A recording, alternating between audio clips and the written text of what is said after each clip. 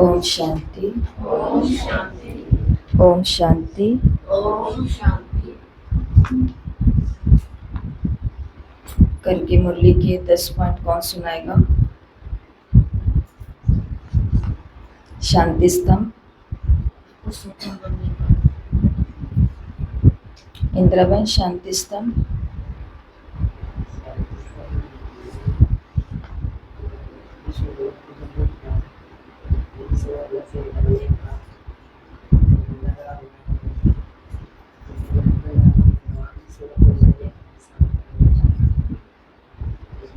पुरुषोत्तम संगम युग है, उत्तम ते उत्तम बनने का युग। और सबसे उत्तम पुरुष कौन है?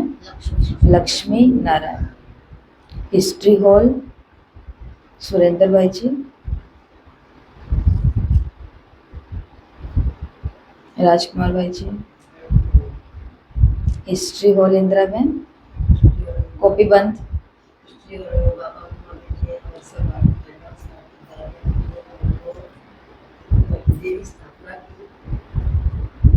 आदि सनातन देवी देवता धर्म और दैवी राजधानी की स्थापना का गुप्त कार्य बाबा भी कर रहे हैं। और बाबा का रूम, कांटों को फूल बनाकर बाबा ने फूलों का ही बगीचा बनाया, खुद बागबानी। तो कांटों के जंगल से निकाल। ये दुनिया ऐसा नहीं। बाबा ने कहा उस बगीचे के अंदर कोई भी खौफनाक चीज नहीं होगी। और बाबा की झोंपड़ी, ज्ञान, बाबा ज्ञान दाता, ज्ञान दे रही है। गति, सदगति का मुक्ति और जीवन। और सदगति के स्थान 2 हैं, मुक्ति और जीवन मुक्ति। मधुबन का आंगन घूम रहे हैं। मन मना भव, मैं बाबा का बच्चा हूँ और बाबा से वर्षा पा रहा हूँ। ओम शांति भवन का रिसेप्शन। बर्थडे मनाना है। कल की मुरली सभी ने सुनी होगी। बाबा ने कहा, बाकी जो आए थे उनसे तो पूछा, अंजलि बहन आपका बर्थडे कब है? ईश्वरीय जन्मदिन। वो कौन सा महीना था जब आपको बाबा पर निश्चय हुआ? जनवरी का, 9 जनवरी। विनोद बहन, वो कौन सा मास था? नहीं मालूम। पिंकी बहन, वो कौन सा मास था? 2 जनवरी। लता बहन, वो कौन सा मास था? कोई आइडिया नहीं है। पार्वती बहन, कौन सा महीना था वो?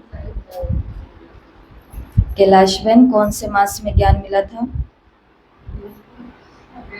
अप्रैल में। जमुना बहन, इन्होंने तो कल बता दिया था। हाँ, तो कल की मुरली सभी ने सुनी होगी, घर पे भी पढ़ी होगी। मुरली के अंदर बाबा ने कहा है कि अब सभी को अपना ईश्वरीय जन्मदिन मनाना है। कहाँ? ब्राह्मणों के साथ में, ब्राह्मणों को खिलाना है। तो इसलिए अब पूरे साल में हर महीने में एक बर्थडे की केक कटिंग कहाँ होनी चाहिए? ये बाबा ने कहा।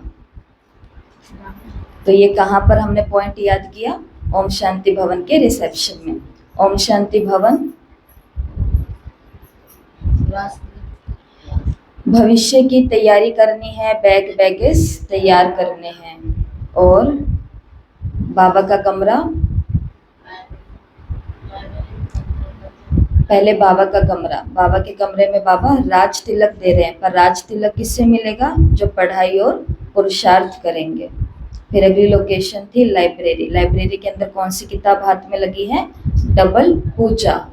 तो शालिग्राम के रूप में भी तुम्हारी पूजा होती है और देवता रूप में भी होते हैं। और लास्ट लोकेशन थी हिस्ट्री हॉल और मेडिटेशन हॉल। तो राज सहज योगी बनना है तो स्नेही और सहयोगी बनना पड़ेगा। जो कहते हैं हमारा योग नहीं लगता, योग नहीं लगता, तो उनको योग पर काम नहीं करना। उनको बाबा से हमारा प्यार कितना है, बाबा के घर से हमारा प्यार कितना उस पर, और हम बाबा के कार्य में सहयोगी कितने हैं, इस पर ध्यान होगा तो योग अपने आप लगेगा। बहनें योग लगाती हैं क्या? बहनें तो पूरा दिन योग कराती रहती हैं। खुद क्या करती हैं? वो खुद सिर्फ बाबा के आए हुए बच्चों से स्नेह करती हैं, बाबा की सेवा से स्नेह करती है और सेवाओं में अपना सहयोग देती हैं। तो योगी अपने आप बनते हैं। तो अब कल की मुरली के हिसाब से आज की मुरली को भी याद करेंगे। तो मुरली के 10 पॉइंट जो आप अपनी कॉपी में लिखोगे, जो आपको पसंद आएंगे, आज के मुरली के 10 महावाक्य, उनको आप 10 स्थानों पर लोकेट करोगे। 2 सितंबर 2025 बाबा ने कहा, मीठे बच्चे, जी बाबा। बस ध्यान रखना कि 10 पॉइंट ही लिखने हैं जो पावरफुल होंगे। तुम विश्व में शांति स्थापन करने के निमित्त हो, इसलिए तुम्हें कभी भी अशांत नहीं होना चाहिए। तुम विश्व में शांति स्थापन करने के निमित्त हो, इसलिए तुम्हें कभी अशांत नहीं होना चाहिए। प्रश्न, बाप किन बच्चों को फरमानदार बच्चे कहते हैं? उत्तर, बाप का जो मुख्य फरमान है कि बच्चे अमृत वेले माना सवेरे उठकर बाप को याद करो, इस मुख्य फरमान को पालन करते सवेरे सवेरे स्नान आदि कर फ्रेश हो मुकर्रर टाइम पर याद की यात्रा में रहते बाबा उन्हें सपूत व फरमानदार कहते।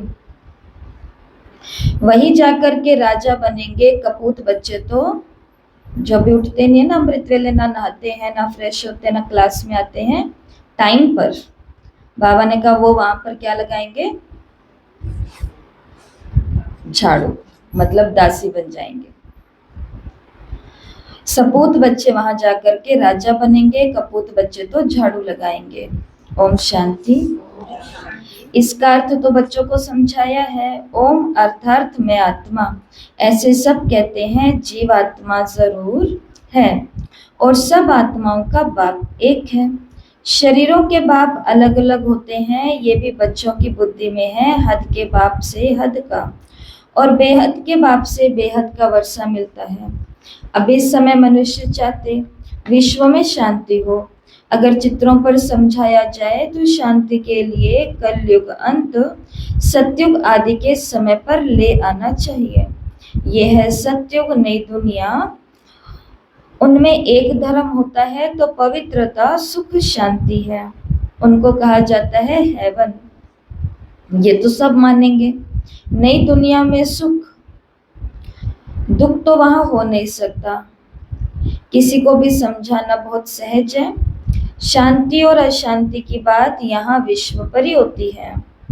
वो तो है ही निर्वाण धाम, जहाँ शांति अशांति का प्रश्न नहीं उठ सकता है।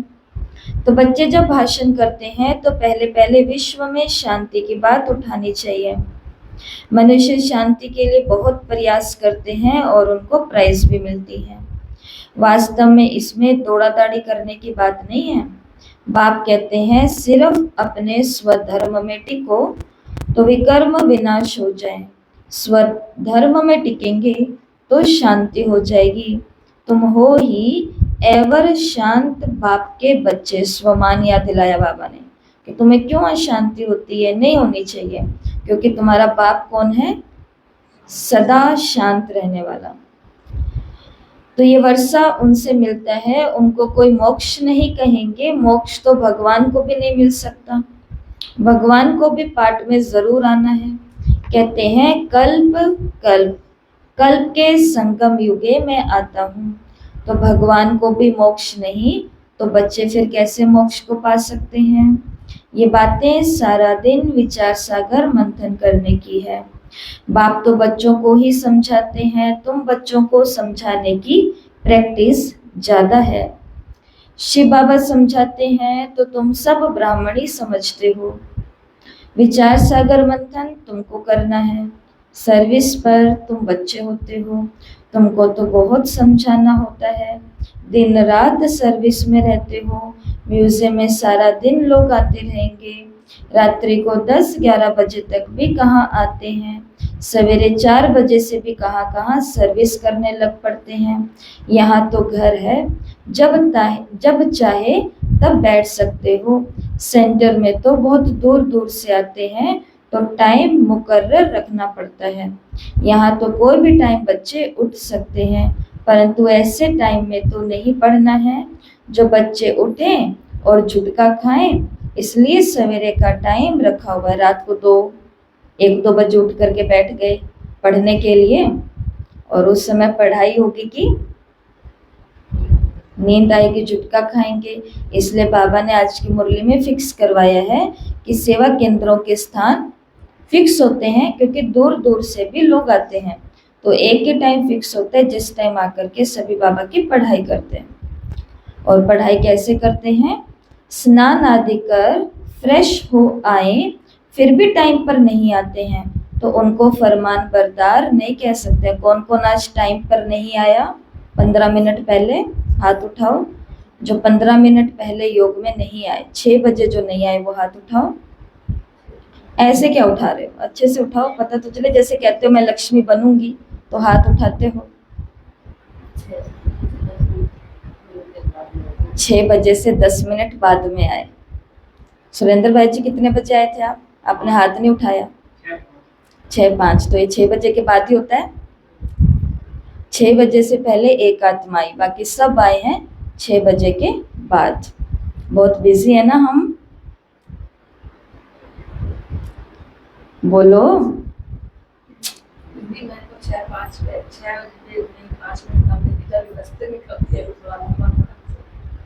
वही तो लंबा रास्ता है, तभी तो बाबा ने टाइम एक फिक्स किया है। अभी तो लंबे रास्ते है ही नहीं। हमें याद है हम अमृत वेला करने के लिए सेंटर जाते थे, वो टाइम तो आपकी जिंदगी में आया ही नहीं है। वो टाइम तो आपकी लाइफ में ही नहीं आया। हम लोग तो, और ये तब ये स्कूटी और ये थोड़ी ना होते थे, ऑटो वगैरह वगैरह, ये कुछ नहीं होता था। वो जमाना ही नहीं था उस पर बैठने का। तो उस समय हमें याद है अमृत वेले के लिए प्रोग्राम होते थे ऐसे कोई, तो अमृत वेला करने के लिए यहाँ से पैदल पैदल जाते थे। अगर 4 बजे पहुंचना है, 4 बजे तो पहुंचते भी नहीं थे, उससे पहले ही पहुंचना होता था। तो वो समय तो आपने पास वालों ने भी नहीं देखा अभी तक पाठशाला में। इसके लिए आज बाबा को बोलना पड़ा, क्योंकि सेवा केंद्रों पर आज बहुत सारे लोग सुन रहे होंगे मुरली, तो सुनने वाले भी भांत भांत के हैं। तो बाबा ने कहा कोई तो है जो स्नान करके फ्रेश होकर के आते हैं, और कोई है जो टाइम पर आते भी नहीं हैं, तो उनको फरमान बरदार नहीं कह सकते। कहना मानने वाले हैं, ऐसा नहीं कह सकते। लौकिक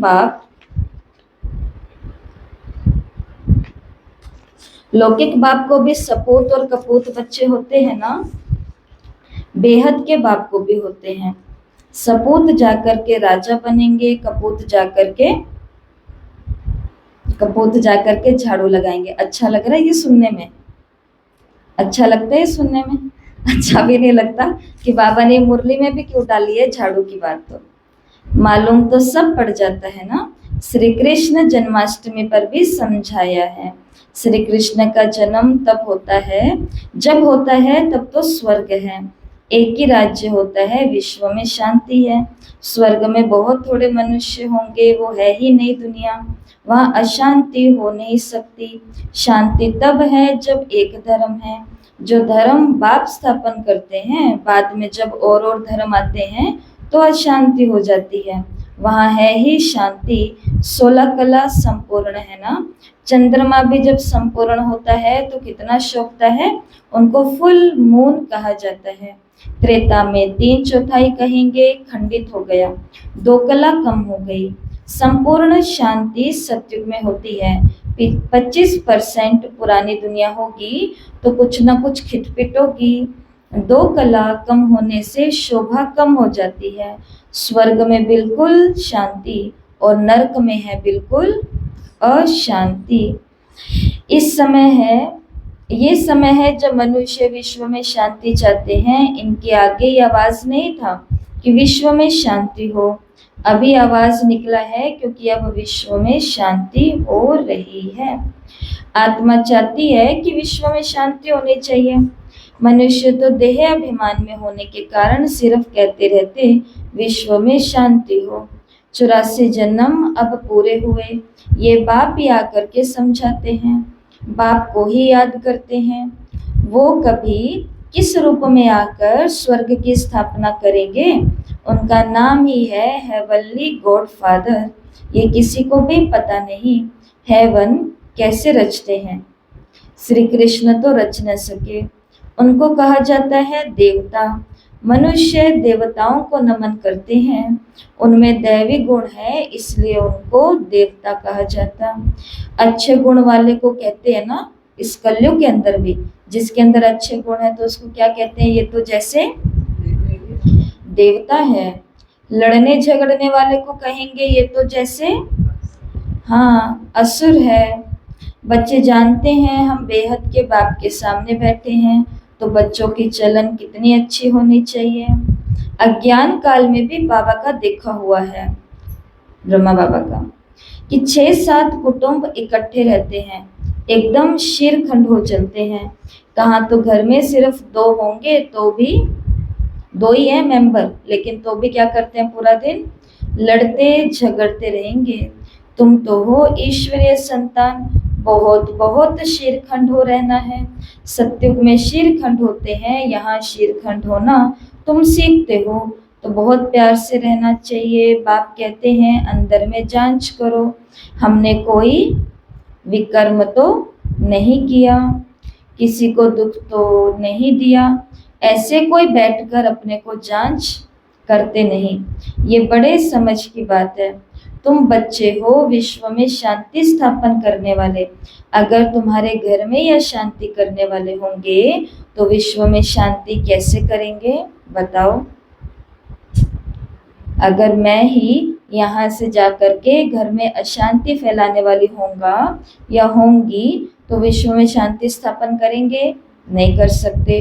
और अगर मेरे ही घर में अभी तक अशांति है तो विश्व में शांति स्थापन कर सकेंगे, नहीं कर सकेंगे। ये जांच करने के लिए बाबा ने कसौटी दी है कि केवल ज्ञान में चलते मत जाओ।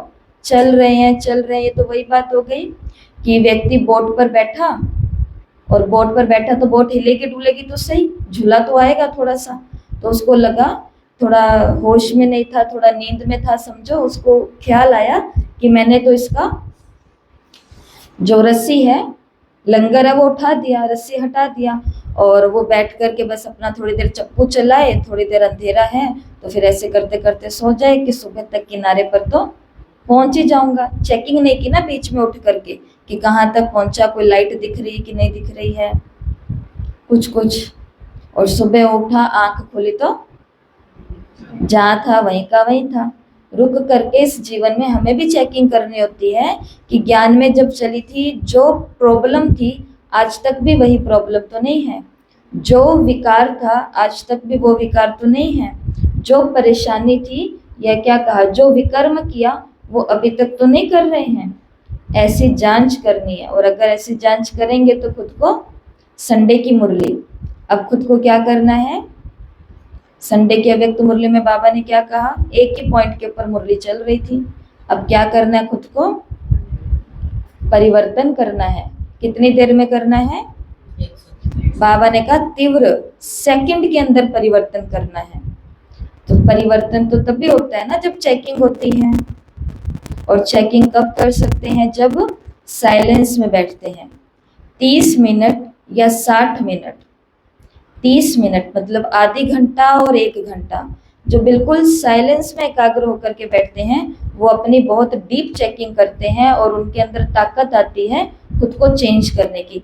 चेकिंग करने में भी बाबा के हम बच्चे बहुत ज़्यादा होशियार हो गए हैं, ये कमी है, ये कमी है, ये कमी है, ये कमी है, परंतु चेंज करने में पावर की कमी है ना, शक्ति की कमी है।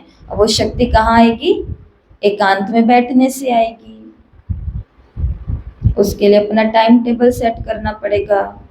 5-7 मिनट का तो खेल होता है, उस 5-7 मिनट को सेटल करना होता है। इसलिए बाबा ने कहा कि अगर घर में यह शांति करने वाले होंगे तो फिर शांति कैसे करेंगे। लौकिक बाप का बच्चा तंग करता है तो कहेंगे ये मुआ भरा, मतलब कि इससे अच्छा तो ये मर जाए तो अच्छा। ऐसे इस दुनिया के माँ बाप भी सोचते। तो बाबा ने कहा ये जो बीके फैमिली है ये पूरे संसार में शांति स्थापन करने वाली है, और इनके ही अंदर अगर अशांति होगी तो विश्व में शांति कैसे स्थापन करेंगे, नहीं कर सकते। तो अशांति पूरी दीवार नहीं करती है, अशांति करने वाला एक ईंट होती है, तो उस ईंट को क्या हो जाना चाहिए, शांत हो जाना चाहिए। तो नहीं तो दुनिया में भी लौकिक बाप सोचता है कि ये मुआ भला, कोई आदत पड़ जाती है तो पक्की हो जाती है। ये समझ नहीं रहती फिर कि हम बेहद के बाप के बच्चे हैं, हमको तो विश्व में शांति स्थापन करनी है। शिव बाबा के बच्चे हो, अगर अशांत होते हो तो शिव बाबा के पास आओ, वो तो हीरा है। वो झट तुमको युक्ति बतलाएंगे कि ऐसे शांति हो सकती है, शांति का प्रबंध देंगे। ऐसे बहुत हैं, चलन दैवी घराने जैसी है ही नहीं। तुम अब तैयार होते हो तो गुलगुल दुनिया में जाना है। ये है ही गंदी दुनिया, वैशाल्य, इनसे तो नफरत आती है। विश्व में शांति होगी तो नई दुनिया में। 10 पॉइंट में लिख रहे हो ना, वो मत लिख जाना, भूल जाना बीच में लिखना। तो विश्व में शांति होगी तो नई दुनिया में। संगम पर हो नहीं सकती। यहाँ शांत बनने का पुरुषार्थ करते हैं, पूरा पुरुषार्थ नहीं करते तो फिर जो पूरी मेहनत अभी नहीं करेंगे उनको फिर क्या होगा, सजा मिलेगी। पूरा पुरुषार्थ नहीं करते तो फिर सजा खानी पड़ेगी। मेरे साथ तो धर्मराज है ना। जब हिसाब किताब चुकतू होने का समय आएगा तो खूब मार खाएंगे। आज बाबा कौन से रोल में बैठे हैं, बाप के रोल में नहीं है, आज बाबा टीचर के रोल में है, क्योंकि टीचर ही रजिस्टर देखता है टाइम कितने पर आ रहे हैं, कौन कौन सा होमवर्क घर जाके नहीं कर रहे हैं, शांति के स्थान पे आके भी अशांत रह रहे हैं, तो ये चेकिंग कौन करता है, टीचर करता है। और टीचर ने कहा कि मैं सिर्फ टीचर भी नहीं हूँ, मेरे साथ कौन है, धर्मराज भी है। तो फिर खूब मार खाएंगे। कर्म का भोग जरूर है, बीमार होते हैं, ये कर्म भोग है, यही है पिटाई। बाप के ऊपर तो कोई नहीं है। समझाते हैं बच्चे गुलगुल बनो तो ऊंच पद पाएंगे, नहीं तो कोई फायदा नहीं। फिर यहाँ आने का, ये पढ़ने लिखने का कोई भी फायदा नहीं है। भगवान बाप जिसको आधा कल्प याद किया, उनसे अगर वर्षा ही नहीं लिया तो बच्चे किस काम के। आलस आने लग गया। पहले आलस नहीं आता था, पहले अलबेलापन भी नहीं होता था जब भक्ति मार्ग में थे। ज्ञान में आने के कुछ सालों के बाद, कुछ महीनों के बाद आलस और अलबेलेपन की तो जैसे कि वर्षा होने लग गई। हर चीज में कर लेंगे कर लेंगे कर लेंगे, कोई बात नहीं, बाबा तो बैठा ही है, योगी है, बाबा तो साथ ही है, बाबा ही तो लेकर के आ रहा है, बाबा ही तो करा रहा है। ये शब्द किसके हैं, मुरलियों में बाबा ने कहा है, ये शब्द अलबेलेपन के हैं, इसलिए कोई फायदा नहीं। और अगर बाबा से वर्षा ही नहीं लिया तो बच्चा क्या काम का। परंतु ड्रामा अनुसार ये भी तो होना जरूर है ना, तो समझाने की युक्तियां बहुत है। विश्व में शांति तो सतयुग में थी, जहाँ लक्ष्मी नारायण का राज्य था। लड़ाई भी जरूर लगेगी क्योंकि अशांति है ना। श्री कृष्ण फिर आएगा सतयुग में। कहते हैं कलयुग में देवताओं का परछाया नहीं पड़ सकता। तो ये बातें तुम बच्चे ही अभी सुन रहे हो, तुम जानते हो शिव बाबा हमको पढ़ाते हैं। धारणा करनी है, सारी आयु ही लग जाती है। कहते हैं ना, सारी आयु समझाया है फिर भी समझते नहीं हैं। बेहद का बाप कहते हैं पहले पहले मुख्य चीज तो समझाओ कि ज्ञान अलग है, भक्ति अलग है। शास्त्रों में कल्प की आयु ही उल्टी लगती है, तो आधा आधा भी नहीं हो सकते। तुम्हारे में भी कोई शास्त्र आदि पढ़े हुए नहीं है तो अच्छे हैं, पढ़े हुए होंगे तो संशय उठाएंगे, प्रश्न पूछते रहेंगे। वास्तव में जब वानप्रस्थ अवस्था होती है तो भगवान को याद करते हैं कोई ना कोई की मत से। फिर जैसे गुरु सिखलाएंगे, भक्ति भी सिखलाते हैं। ऐसे कोई नहीं जो भक्ति ना सिखलाए। उनमें भक्ति की ताकत है, तब तो इतने फॉलोवर्स बनते हैं। फॉलोवर्स को भक्त पुजारी कहेंगे। यहाँ तो सब पुजारी हैं, वहाँ कोई भी पुजारी होता नहीं। भगवान कभी पुजारी नहीं बनता। अनेक पॉइंट्स समझाई जाती है, धीरे धीरे तुम बच्चों में भी समझाने की ताकत आती जाएगी। अभी तुम बतलाते हो श्री कृष्ण आ रहा है, सतयुग में जरूर श्री कृष्ण होगा, नहीं तो वर्ल्ड की हिस्ट्री ज्योग्राफी कैसे रिपीट होगी। सिर्फ एक श्री कृष्ण तो नहीं होगा, यथा राजा रानी तथा प्रजा भी होगी ना। इसमें भी समझ की बात है। तुम बच्चे समझते हो, हम तो बाप के बच्चे हैं। बाप वर्षा देने आए हैं। स्वर्ग में तो सब नहीं आएंगे, न त्रेता में सब आ सकते हैं। झाड़ आहिस्ते आहिस्ते वृद्धि को पाता रहता है।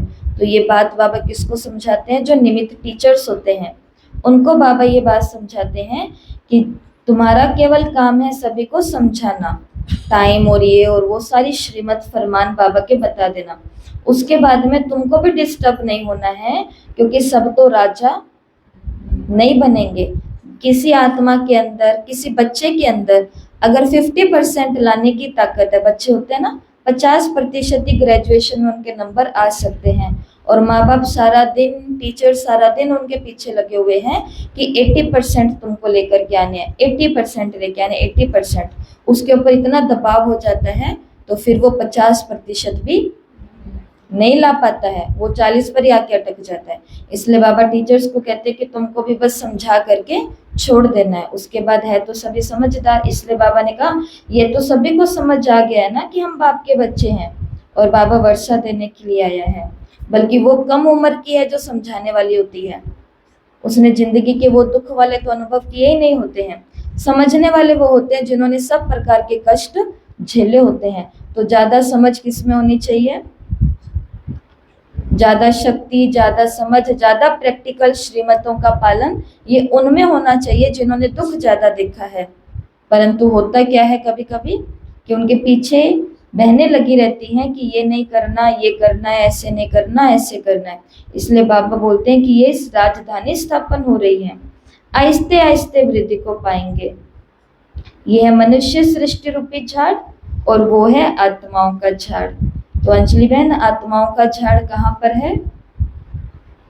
आत्माओं का झाड़, झाड़ का मतलब पेड़, पेड़ का मतलब वृक्ष, कहाँ पर है? मनी बहन, परम धाम में। आत्माओं का झाड़ कहाँ पर है? परम धाम में। और मनुष्य सृष्टि रूपी झाड़ कहाँ पर है? इसलिए 3 लोक वाला चित्र है, वहां पे 2 झाड़ है। एक तो गोले के अंदर देखो झाड़ है मनुष्य सृष्टि में, वो भी झाड़ ही है कि पहले देवकुल की आत्मा है, फिर ये वो सीधा खड़ा है। परम धाम वाला झाड़ कैसा है? उल्टा है, पहले बीज शिव बाबा, फिर ये आत्मा है, ये आत्मा है, ये आत्मा है और ये आत्मा है। यहाँ ब्रह्मा द्वारा स्थापना, फिर शंकर द्वारा विनाश और फिर विष्णु द्वारा पालना। तो अक्षर भी ये कायदे से बोलने हैं। बच्चों की बुद्धि में ये नशा है कि ये सृष्टि का चक्र कैसे चलता है, रचना कैसे होती है। अब छोटी रचना है ना ये, जैसे कि बाजोली है, पहले शूद्र है अनेक, फिर बाप आकर के रचना रचते हैं ब्रह्मा द्वारा ब्राह्मणों की। ब्राह्मण हो जाते हैं चोटी, चोटी और पैर आपस में मिलते हैं। और ये चित्र कहाँ दिखाया हुआ है? कल्प वृक्ष के चित्र में ब्रह्मा बाबा बिल्कुल ऊपर दिखाए हुए हैं और बिल्कुल नीचे दिखाए हुए हैं। तो नीचे वाला झाड़ उल्टा है, इसलिए वो हो गया चोटी पर संगम युग और वो हो गया नर्क में कलयुग। तो बाबा ने कहा भी संगम पर क्या हो जाते हैं? पांव और चोटी आपस में मिल जाते हैं। शूद्र हैं वो क्या बन जाते हैं? क्या बन जाते हैं? शूद्र से क्या बने हैं हम? ब्राह्मण। तो पहले ब्राह्मण चाहिए। ब्राह्मणों का युग बहुत छोटा है। जमुना बहन, ब्राह्मणों का युग कितने साल का है? ब्राह्मणों का युग कितने साल का है? 5000 साल का है। पार्वती बहन, ब्राह्मणों का युग कितने साल का है? सोच के बोलना, कितने साल का है? साल बताओ सिर्फ। 5000 साल का। सुरेंद्र भाई जी, ब्राह्मणों का युग 100 साल का।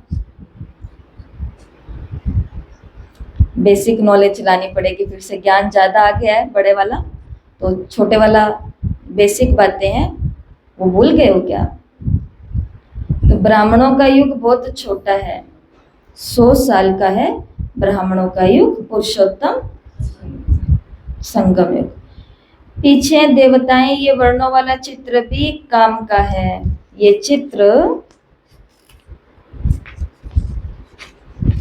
समझाने में बहुत इजी है। वैरायटी मनुष्यों का वैरायटी रूप है, समझाने में कितना मजा आता है। ब्राह्मण जब है तो सब धर्म है। शूद्रों से ब्राह्मणों का सैंपलिंग लगता है, अभी कलम लग रहा है। मनुष्य तो झाड़ के सैंपलिंग लगाते हैं, बाप भी सैंपलिंग लगाते हैं, जहाँ विश्व में शांति हो। अच्छा, मीठे मीठे सिकिलत बच्चों प्रति माता पिता बाप दादा का याद प्यार और गुड मॉर्निंग। रूहानी बाप की रूहानी बच्चों को नमस्ते। हम रूहानी बच्चों की रूहानी माता पिता बाप दादा को याद प्यार नमस्ते, गुड मॉर्निंग, ओम शांति, शुक्रिया बाबा शुक्रिया।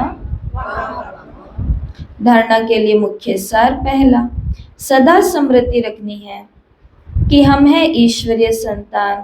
हमें शीरखंड होकर के रहना है, किसी को भी दुख नहीं देना है। दूसरा, अंदर में अपनी जांच करनी है कि हमने कोई विकर्म तो नहीं किया। अशांत होने तथा अशांति फैलाने की हमें आदत तो नहीं पड़ गई है। हर बात के अंदर अशांत, ऐसा क्यों कहा, ऐसा किस लिए कहा, इनको थोड़ी ना पता चलता है, इनको थोड़ी ना। ऐसी बातें कर करके हम खुद का तो नुकसान करते हैं, परंतु जिस ब्राह्मण आत्मा के साथ हमें चर्चा कर रहे हैं उसके भी नशे को कहाँ लेकर के आ रहे हैं। खुद को नहीं करना तो मत करो, खुद को नहीं पढ़ना तो मत पढ़ो, खुद को नहीं लिखना तो मत लिखो, परंतु ये बात, कमी की बात अपने अंदर तक रखो, कमी की बात अपने साथ वालों से डिस्कस। लेकिन इसकी भी क्या पड़ जाती है, आज बाबा ने कहा, आदत पड़ जाती है। जब तक मुंह खोलेंगे नहीं तब तक पेट में गुड़गुड़ गुड़गुड़ होती रहेगी। इसके लिए धर्मराज को याद रखो, धर्मराज के डंडे को याद रखो।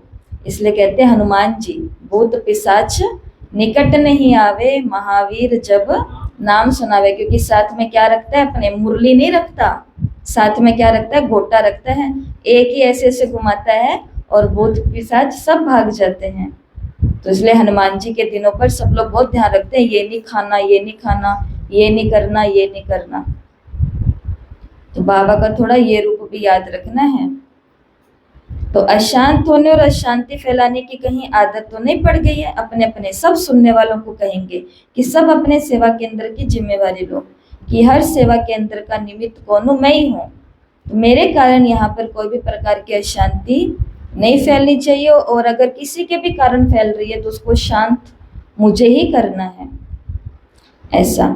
ठीक है, ये 2 पॉइंट्स हैं। और आज का वरदान है, पवित्रता की शक्ति द्वारा, पवित्रता की शक्ति द्वारा सदा सुख के सागर में रहने, सुख के संसार में रहने वाले, पवित्रता की शक्ति द्वारा सदा सुख के संसार में रहने वाले बेगमपुर के बादशाह भव। सुख शांति का फाउंडेशन पवित्रता है। जो बच्चे मन वचन कर्म तीनों से पवित्र बनते, वही हाईनेस और होलीनेस है। जहाँ पवित्रता की शक्ति है वहाँ सुख शांति स्वतः ही है। पवित्रता सुख शांति की माता है। पवित्र आत्माएं कभी भी उदास नहीं हो सकती। वे बेगमपुर के बादशाह हैं, उनका ताज भी न्यारा और तख्त भी न्यारा है। लाइट का ताज पवित्रता की ही निशानी है। स्लोगन, मैं आत्मा हूँ शरीर नहीं। कितना इजी है हमारा पहला लेसन, मैं आत्मा हूँ शरीर नहीं। ये चिंतन करना ही स्वचिंतन है। कल की अव्यक्त मुरली 23 मार्च 1981 के अंदर हमने एक पॉइंट सुना। बाबा ने कहा, जिस्म को नहीं देखना, रूह को देखना है। सारा पुरुषार्थ सिर्फ इस एक बात पर है। जिसने बाकी सारी बातें छोड़ के भी पढ़ाई की, इस एक बात को जीवन में धारण कर लिया, उसकी बुद्धि में बाबा ज्ञान खुद डालने के लिए आएगा। दादियों के अनुभव नहीं है कि हम अमृत वेले उठते थे, बंधन में थे, बाबा के पास मुरली सुनने नहीं जा सकते थे, तो हमें मुरली आकाश के अंदर दिखाई देती थी। वतन के अंदर जाते थे तो मुरली के अंदर जो आज बाबा ने कहा है वो सब का सब हमें पता चलता था, क्योंकि बाद में मुरली के पन्ने वो फ्रेंड्स देती थी, दादी की सखियां आदि। तो ऐसा क्यों? क्योंकि उनकी बुद्धि ने क्या स्वीकार कर लिया था, मैं शरीर हूं ही नहीं, मैं आत्मा हूं। और हम कभी कभी चलते चलते, बाबा ने परसों की मुरली में महामूर्खों की सम्मेलन देखा। तो वो क्यों देखा? क्योंकि ज्ञान ऊपर का तो हमारे अंदर इतना आ गया। कोई अगर किसी माता से पूछेगा मेरे धन की कमी है, मैं कौन सा योग करूं, तो वो बता देगी ये वाला योग करो, कितने बजे करो, इतने बजे करो, कहाँ बैठ के करो, 1 घंटा एक जगह एक स्वमान, देखो तो तुम्हारे पास ये हो जाएगा।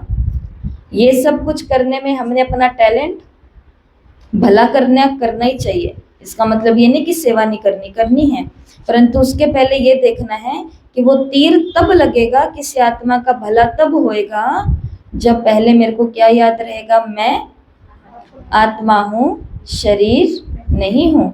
सब कुछ अपने आप आ जाएगा इसमें। तो ये चिंतन करना ही स्वचिंतन है।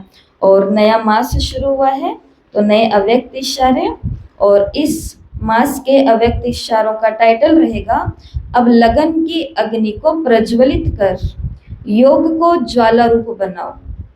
सिंपल योग नहीं, आगे बैठ के कर लिया। अब लगन की अग्नि को प्रज्वलित कर योग को ज्वाला स्वरूप बनाओ। पावरफुल योग अर्थात लगन की अग्नि ज्वाला रूप की याति भ्रष्टाचार अत्याचार की अग्नि को समाप्त करेगी और सर्व आत्माओं को सहयोग देंगी। इससे ही बेहद की वैराग्य वृत्ति प्रज्वलित होंगी। याद की अग्नि एक तरफ उस अग्नि को समाप्त करेगी और दूसरी तरफ आत्माओं को परमात्म संदेश की शीतल स्वरूप की अनुभूति कराएगी। इससे ही आत्माएं पापों की आग से मुक्त हो सकेंगी। तो ब्राह्मणों का योग बाबा ने कहा कैसा होना चाहिए? पावरफुल योग अर्थात लगन की अगन। जैसे एक माँ का बेटा आने वाला होता है, एक माँ की बेटी आने वाली होती है, तो उसकी लगन कैसे हो जाती है? उस दिन उसको अपना घुटना दर्द, कमर दर्द, सिर दर्द, बुखार कुछ भी याद रहता है? बारिश याद रहती है? पानी आ गया गया, कुछ भी हुआ? लगन ऐसी चीज है जो हमें ऊपर रखती है, नीचे नहीं आने देती। शिव बाबा ने कहा, बाप दादा ने कहा कि तुम्हें भी पावरफुल योग का मतलब अर्थात लगन की अगन, बाबा की योग, बाबा के साथ योग कैसा होना चाहिए कि मैं बाबा आपकी याद के बिना रह नहीं पा रही हूँ। इस लगन की अग्नि से 2 काम होंगे, एक तो भ्रष्टाचार अत्याचार और पाप खत्म होगा, और दूसरा जो अच्छी आत्माएं हैं, भगत आत्माएं हैं, उन सभी को बाबा का संदेश मिलेगा, शीतलता और शांति का अनुभव करेंगे। ज्ञान में आने वाले ज्ञान में आ जाएंगे, घर को जाने वाले घर में चले जाएंगे। ये हमारे योग से होगा। तो क्या हमारा योग यहाँ पर हम ला सकते हैं लगन की अगन वाला? कि हमारे योग में क्या हो? एक आग हो। कौन सी आग? देश को आजाद करवाने वालों का मन शीतल नहीं था, शांत नहीं था। जितना ही शांत और जितना ही गंभीर था उतना ही आग से भरा हुआ था। तभी तो क्रांति हुई। क्रांति का मतलब ही क्या होता है? आग निकल रही, अब कुछ होएगा। जैसे श्वेत क्रांति आई, वो दूध वाली, हरित क्रांति आई, ये सभी भी तो हमारे देश में क्रांति आई है जिन्होंने इंडस्ट्री को आगे बढ़ाया है। तो ऐसे ही अब कौन सी क्रांति लेके आनी है? खत्म, बाबा का परिचय मिल जाए। ये किसके योग से होएगा? हमारे मतलब मेरे योग से होगा। बोलो अपने आप को, ये किसके योग से होगा? मेरे योग से। तो अभी योग ऐसा छुटपुट मजाक हंसी कुड़ी वाला नहीं करना। बाबा को देख लिया, फिर आंखें बंद कर ली, फिर नीचे कर लिया, कभी ऐसे हो गए कभी ऐसे हो गए। होएगा, शरीर हमारा भी ऐसे करता है तो आपका भी करेगा। शरीर है बेचारा, शरीर तो कमजोर है, वो तो अपनी सारी हरकत करेगा, परंतु पावरफुल कौन होनी चाहिए? मैं आत्मा हूँ। ठीक है, तो अभी 10 पॉइंट कितने अच्छे अच्छे लिखे हैं वो अपनी नोटबुक दो, लिखे 10 पॉइंट लाओ। इन 10 पॉइंट को रैंडम है, ये मुझे भी नहीं पता इन्होंने कौन से लिखे होंगे। तो इन 10 पॉइंट को 10 लोकेशन पर, ये देखो बीच में उसका भी काम किया हुआ है तो मुरली को यहाँ पर याद करेंगे। तो पहली लोकेशन शांति शांति स्तंभ, आंखें बंद, पहुंच जाओ शांति स्तंभ पर। तो शांति स्तंभ पर जैसे हम गए तो यहाँ बाहर पसारे बाबा खड़े हैं और बाप कह रहे हैं तुम अपने स्वधर्म में टिको, शांति अपने आप हो जाएगी। ठीक है, तो शांति स्तंभ पर जैसे गए, शांति लेने के लिए शायद हम गए होंगे और बाबा ने मेरे बिना बोले ही मुझे समाधान दे दिया और कहा बच्चे तुम अपने शांति के स्वधर्म में टिको तो अपने आप ही शांति हो जाएगी। अभी आंखें बंद में ही पहुंच जाएं हिस्ट्री हॉल में। हिस्ट्री हॉल के अंदर आज विश्व शांति सम्मेलन चल रहा है। सभी देश विदेश के बड़े बड़े लोग यहाँ पर बैठे हैं और चर्चा कर रहे हैं कि विश्व में शांति कैसे हो। और ब्रह्मा बाबा ने कहा कि देह अभिमान को हटाएंगे तो विश्व में शांति हो जाएगी। तो पहली लोकेशन शांति स्तंभ। बाबा कहते हैं शांति के स्वधर्म में टिक जाओ तो शांति में आ जाओगे।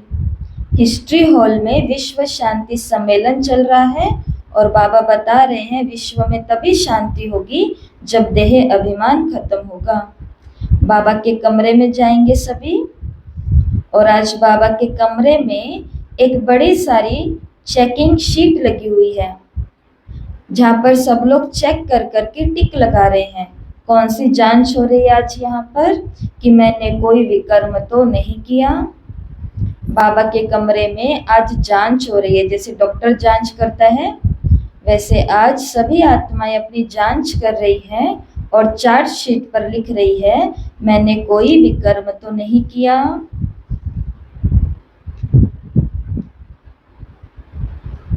बाबा की कुटिया में जाएंगे।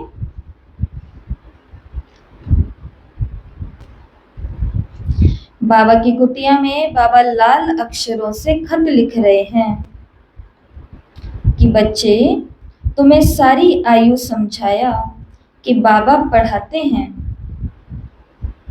अब तो समझो।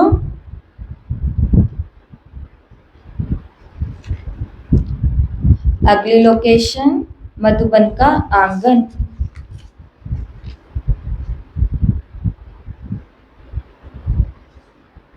मधुबन के आंगन में सभी ब्राह्मण घूम रहे हैं और सभी ब्राह्मणों को विचरण करते हुए देख मुझे ये संकल्प उठ रहा है कि ये संगम युग बहुत छोटा युग है।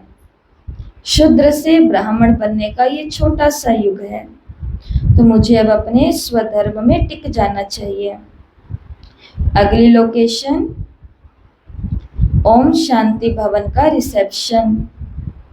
यहाँ पे दो प्रकार के बच्चे देखो, एक लाइन है सपूत बच्चों की जो राजा बनने वाले हैं, राजा की तरह बैठे हैं, और एक लाइन है कपूतों की जो झाड़ू लगा रहे हैं ओम शांति रिसेप्शन में।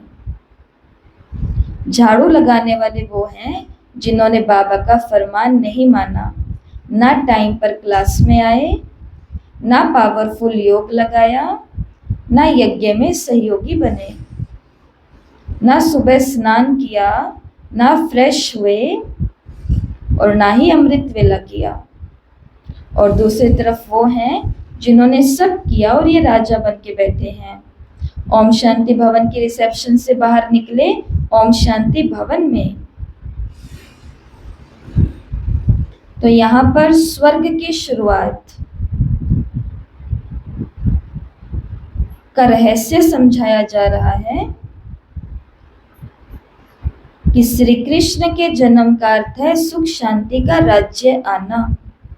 तो ओम शांति भवन में आज श्री कृष्ण जन्माष्टमी सेलिब्रेट कर रहे हैं। श्री कृष्ण के जन्म का अर्थ है दुनिया में सुख शांति आना।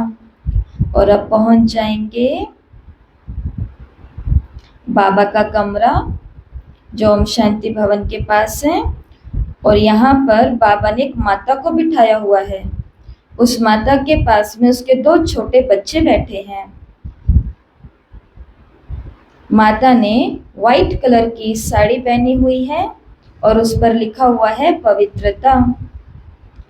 एक बच्चे ने पीले रंग की ड्रेस और एक बच्चे ने थोड़ा आसमानी रंग की ड्रेस पहनी हुई है, तो एक है सुख और एक है शांति।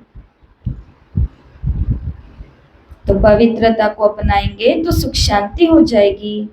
और अब बाबा के रूम से निकल करके चलेंगे लाइब्रेरी में, और लाइब्रेरी में जो किताबें हम पढ़ रहे हैं वो किताब है धर्मराज की। बाबा ने कहा मेरे साथ धर्मराज भी है, अभी युक्ति से नहीं चलेंगे तो सजा भोगनी पड़ेगी। तो देखो अपने हाथ में बुक धर्मराज की। और लास्ट में आ जाएंगे मेडिटेशन हॉल में, जो पांडव भवन में फूलों से सजा हुआ होता है, थोड़ा सीढ़ी के ऊपर जाकर। और वहां बाबा देवताओं के चलन दिखा रहे हैं। सभी देवताएं चल रहे हैं। देवताओं के चलने से मुझे याद आ रहा है कि ब्राह्मणों के चलन कैसी होनी चाहिए, बहुत शांत, बहुत शीरखंड।